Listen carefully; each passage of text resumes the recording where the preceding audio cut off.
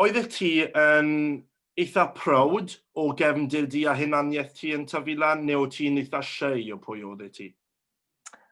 O ran yr ochr Cymraeg, oedd hwnna jyst yn eitha normal, so oedd pawb o gwmpas i basically yn Gymraeg.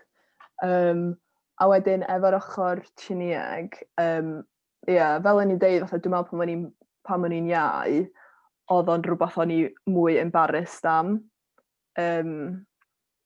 A wedyn, just cos o'n i eisiau bod fatha pawb arall sydd yn silly. A wedyn, mae jyst yn rhywbeth ti'n tyfu allan o'n naturiol.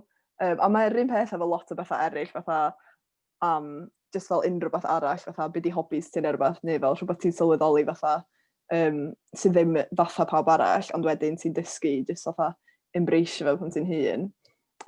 So, wwan, dwi definitely yn proud o fatha cefndir fi, Cymraeg a Tsieinieg. How come that decision was made to send them over to there for a bit then?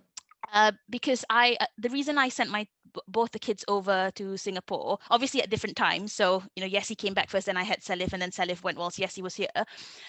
It was because I have no family here. My husband's got a very small family here.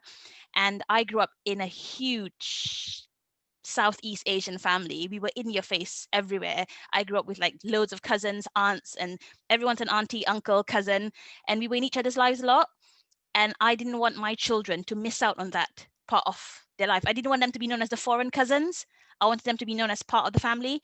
And I wanted them to also be able to be at home in Singapore as much as they are here in Wales. So that's made a huge difference actually, because every summer, except for this year because of coronavirus, my mum would usually come over and pick them up, and they would spend the whole of the summer in Singapore without us there.